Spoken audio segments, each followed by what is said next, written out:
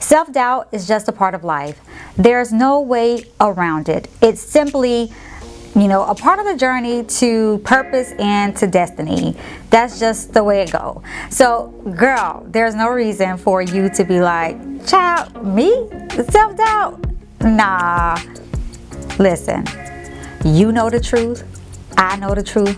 We all know the truth. This is just a part of life. But in this video though, what I want to just go over is just my very personal tips of how I overcame self-doubt and pushed through, even through fear, self-doubt, anything that arose at the time. I just want to give you a piece of me, and I'm hopeful that you can take one or two of these tips and apply it to your life if you're going through a self-doubt moment, or when you do go through your self-doubt moments, because we all go through them. So hopefully you find these tips helpful to you. Let's go.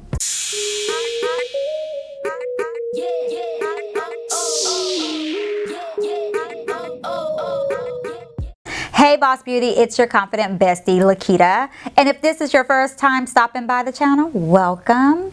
On this channel, I like to help you create goals, crush them, and look damn good while doing it. While we sit here and we chat about a little personal stuff and little goals in life, and hopefully, you find it helpful while you're here.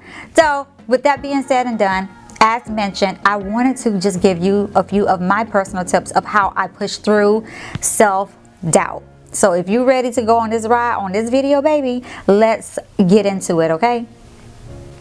First, let's identify what self-doubt is so that there's no, misinterpreting when it shows up in your life. So self-doubt, simply put, is just the lack of confidence in yourself and in your abilities.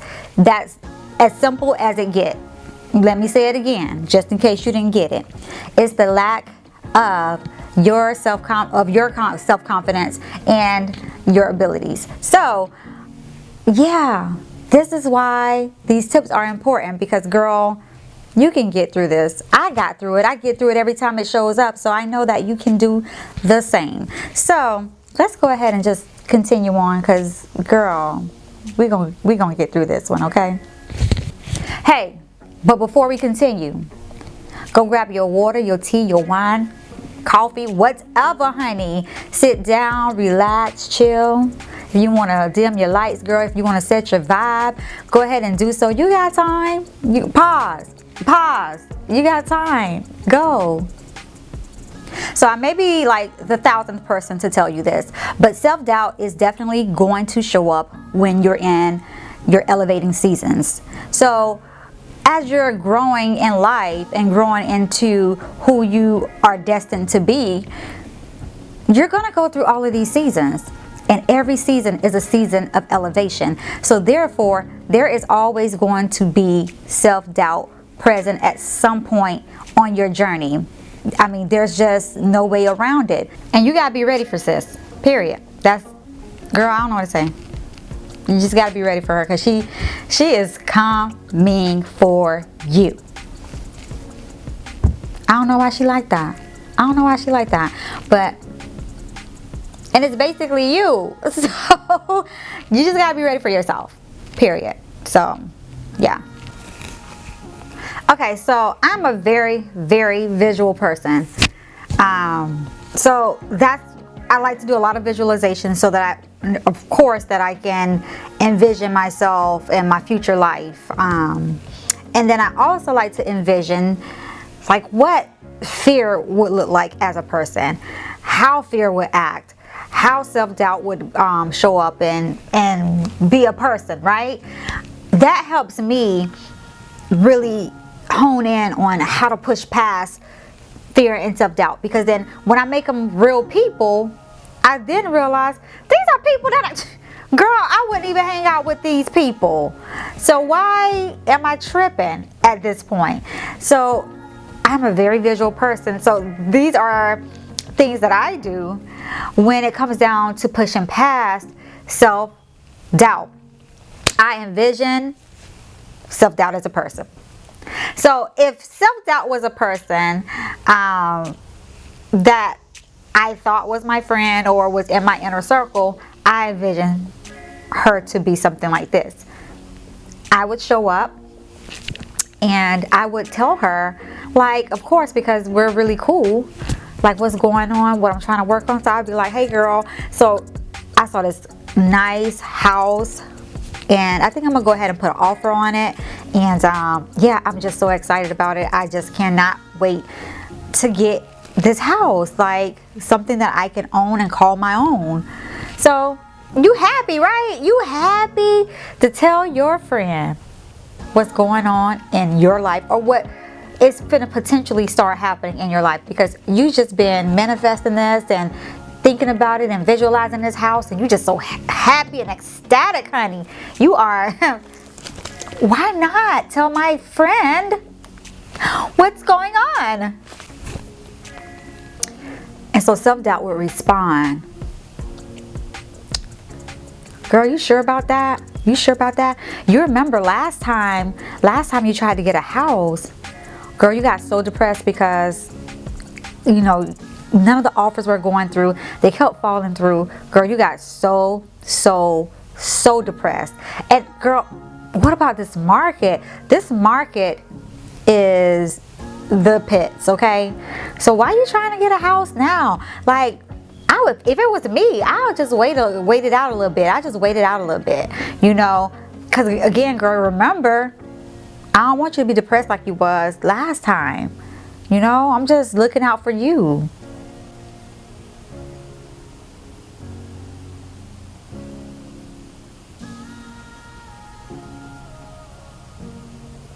Okay. Like, girl, who you talking to? Like, girl, I had to envision her with the face and her saying that stuff, and I'm just like, girl, who you talking to? Okay. Listen, maybe snap back to old Keita talking crazy. To do is, I really want you to envision self-doubt as someone that's extremely close to you. That's why I did all of that, so that way now I can bring you to a reality. Envision self-doubt like a cousin, like a best friend, like someone you talk to every single day that you feel has your best interest at heart, or you think they have your best interest at heart. That's how I want you to envision self-doubt. This way you can make her real, so you can push past her. So whenever you're sharing good news with someone that's extremely close to you, whether it's a family member, whether it's a best friend, whether even sometimes if it's an acquaintance that you're close to, or, you know, just a trusted mentor, and you get hit with the naysayers, right? The naysayer comments and the scarcity mindset comments and things like that, it's going to make you take pause. And if you're already, you know, on the fence, I would say, because they brought up something that was your reality at some point of, you know, you're not being able to get the house because, you know, the contracts fell through, or what have you. Now, despite now that you've worked on your credit, you've gotten your credit up to par, you've gotten your payment history up to par, you've done the research on the market, you've gone to look at the house, you really did your research and you really did your due diligence to make sure that everything was in operating order for you to move forward with what you desire at this point. Imagine that. Just imagine your best friend now shooting all of everything you've been working on down. And so now you're thinking, maybe she right. Yeah, I did. Yeah, I was depressed. And I mean, the market is not good. Like, now it's going to escalate in your mind. It's going to become this big theme in your mind. And so now your internal atmosphere is transforming. It's transforming back to that scarcity mindset and not the abundant mindset that you had been working so hard on. So now you're going backwards and you're not going forward. I say all of that to get into these tips because I want you to have that going on in your mind, whoever that may be in your life. Yeah, let's move on to these tips. Real quick before I move on to these tips. I know you, girl, you like, girl, get to these damn tips already. Hold on. I want to tell you something. Because I know this to be so true when it comes to procrastination. I had to say something about procrastination before I move to these tips. Because once I get into these tips, it's going to be, that's it, okay? Be careful with procrastination. Procrastination in itself is a way that self-doubt hides. Things that you want to get done, your goals, whatever it is that you want to get done, for some reason, you're taking your time about it. Why are you taking your time about it? What's making you go walk around the house instead of work on your goal? Or, you know, second guessing yourself and maybe tomorrow and right now is not the time. Why are you procrastinating? I want you to sit with that. And when you start finding yourself procrastinating with the things that you know you need to get done or the things that you've promised yourself, I want you to realize that is a form of self-doubt. It's something within you that is preventing you from moving forward. So be careful with procrastination and definitely be careful with imposter syndrome. I can tell you as a black woman, we get it the most. Like just holding ourselves back by just thinking about what other people might be thinking, that, you know, that's not even reality. But we done made this big scene. We don't feel like we deserve it. We don't feel like we have enough knowledge in whatever it is that we're trying to do. And somebody might understand or might call us out or whatever the case may be, when that's really not the case. Because you are very knowledgeable in everything that you've worked hard for, you've studied, you've gotten your degrees or your licenses or what have you, or you just have the experience to be able to talk about that particular niche or topic. But for some reason, something within you tell you, girl, well, who are you talking to? You don't even know what you're talking about. Like, you have to be careful with imposter syndrome, because that is self-doubt in a nutshell. Okay, now for real, let's get to these steps. So the first thing that I did to start pushing past self-doubt, especially when because self-doubt still shows up because I'm still elevating to different seasons of my life. So when self-doubt shows up, I acknowledge her. And I'm going to call self-doubt her, because everything that I do, like I said, I acknowledge her, but I also have compassion for myself. So it's you basically giving yourself grace. It's okay for you to have self-doubt. We all have it. Have a little bit grace for yourself to first say, okay, she's here. But it's okay. It's okay. I know how to handle her. I knew that she was coming. And the reason she's here is because I'm trying to do X, Y, and Z. The reason she's here is because I'm working on my mindset. I'm changing my paradigm. The reason she's here is because I'm trying to love on me more. I'm trying to speak kinder to myself internally as well as even externally. I'm being more kinder with me. So it's okay that she's here. I acknowledge her. She's here. 2, switch up how you talk to yourself.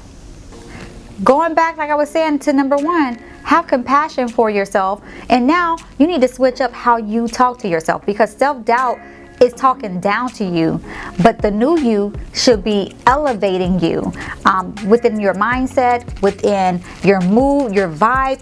All of that greatness you should start feeling with how you speak to yourself. So switch up how you talk to yourself. If you know, out in the public, let's say, and you're talking, let's say you're talking to not, of course you're probably not talking to yourself out in public, but when you're talking to people, you come across as this very positive, confident person, and you know, you're giving great advice. But behind closed doors, when you're by yourself, and you're sitting within yourself and you're quiet, but you're saying mean things to yourself, or you're saying things that may not be help you elevate in your spirit, you have to switch up how you talk to yourself. And the way that you do that is simply through affirmations. You know, the I am statements, and you know, I'm grateful now that statements. Those are how you switch up how you speak to yourself. That's hella important, you know, when you're battling this whole self-doubt, because self-doubt, I'm telling y'all, will have you, if you're not careful, stuck like damn Chuck. And I'm trying to tell you, anybody got time for that? Okay. So just switch up how you talk to yourself, period. 3, journal, journal, journal. I know y'all be tired of hearing me say journal, but journal. Okay, that is how I push past self-doubt. I journaled a lot. Every time something doubtful would come up in my mind, within my atmosphere, because sometimes doubt, yeah, it's going to come in your mind. It can manifest in physical form as well. So what I started doing in my journal is I write down, like, okay, what was I thinking about that allowed the doorway, the entryway for self-doubt to come in? What activity am I trying to do that self-doubt is now trying to tell me, girl, please stop? Okay, write that down. That is important. That way you can go back and you can track what those triggers are. You can track what your triggers are. So it's important that you know what is the root cause of it. Where is that root at that you need to pluck up?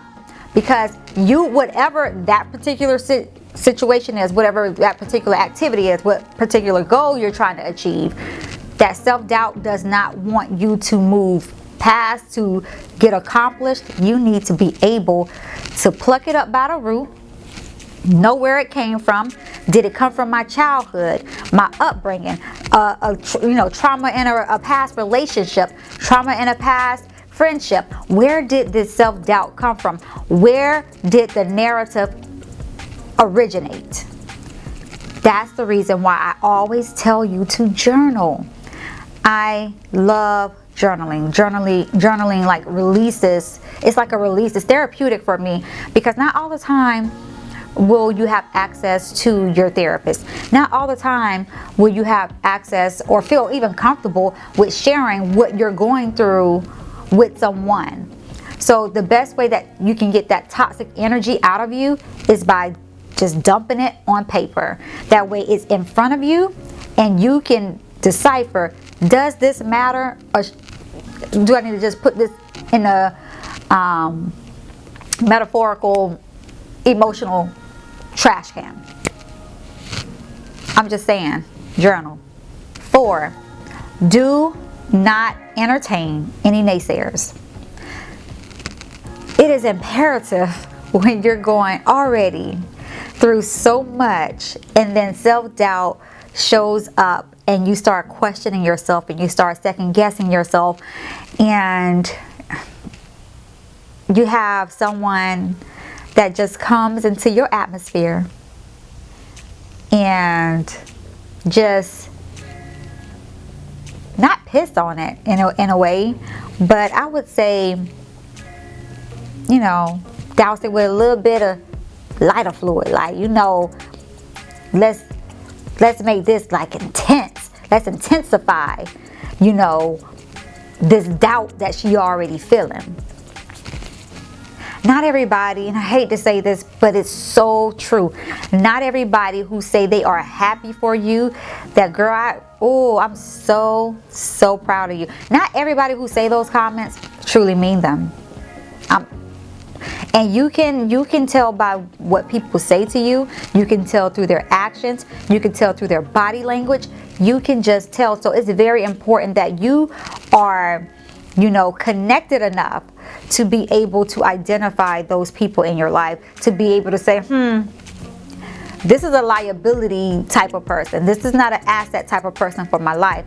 This is a person that I don't need to have, you know, close to me. This is a person that I need to, you know, keep afar and say, hey girl, every once in a while, you know, how you doing, girl? How you doing? But you keep it moving. You need to be able to identify those naysayers, because you don't need all of that type of toxic energy when you're trying to better yourself and better your life. And I'm just saying, that's just how it is. Sometimes there are people that's going to come into your life that give you sound advice, but you will know a naysayer. A naysayer is always going to have some kind of toxic or negative response to what you're doing. So I just say, do your best with guarding your heart, guarding your mind, guarding your goals and your dreams and your aspirations by not even saying them to the people that you know in your spirit. Your spirit tells you about these people. That girl, just don't even say nothing to them, because then they always gonna have something negative to say about it. So just deal with them how you want to deal with them. Let go of comparison is my last tip. And just remember that comparison is the thief of joy and growth. That's how I look at comparison. You know, what you're trying to achieve in your life is not going to be compared. It's not comparable to anyone else, because you are a unique individual with a unique purpose that God has given you.